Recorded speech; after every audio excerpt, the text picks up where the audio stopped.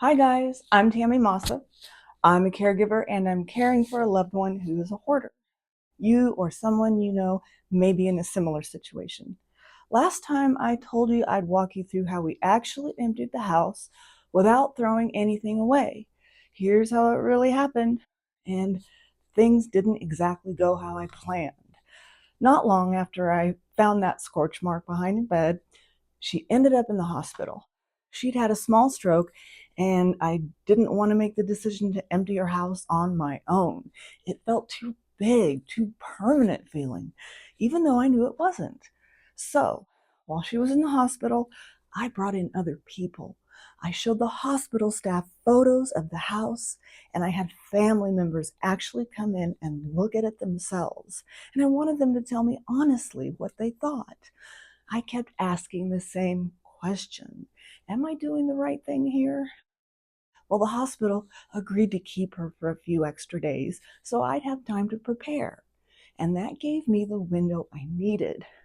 And when I told her, I didn't frame it as we're taking your things. I told her she was coming home with me for a while and that we were going to clear everything out of the house and clean the floors because we'd found some things that genuinely weren't safe for her. Then I told her the part that would matter the most. Her things weren't being taken away. They would come back to her house, organized in a way that would actually work for her. And then I braced for a fight. Surprisingly, I didn't get one. She took it way better than I expected. And I still think that that's because of the one sentence: everything is coming back. Well, my brother, a couple of friends, and I borrowed a box truck, and we spent days boxing up the entire house. I had some outbuildings on my property that we weren't using, so that's where it all went. It was there that I put up some inexpensive shelving. If you don't have that kind of space, a storage unit does the same job. Out of everything we moved, maybe only a third of it ever made it out of those boxes and onto the shelves. And that third was still a lot. And here's something that I only understood later that I wish I'd known going in. When we were packing, we started with whatever was easiest to reach, the top layer in every room. And that's just how packing works, right? You grab what's in front of you first. But that top layer wasn't just random. It was the stuff that she actually used: her favorite pajamas, her toothbrush, the remote that worked, the magazine she was in the middle of, her crossword that she hadn't finished. These are the things that make a house feel like your life, not just stuff. And because we packed that layer first, it got loaded onto the truck first, which meant it landed at the bottom of the pile and at my place first, and it never resurfaced. It never made it onto the shelves and never made it back to her home. Well, she noticed, and she told me gently that things that she used, those things were gone. And if I had to do it over again, that's the one thing I'd change.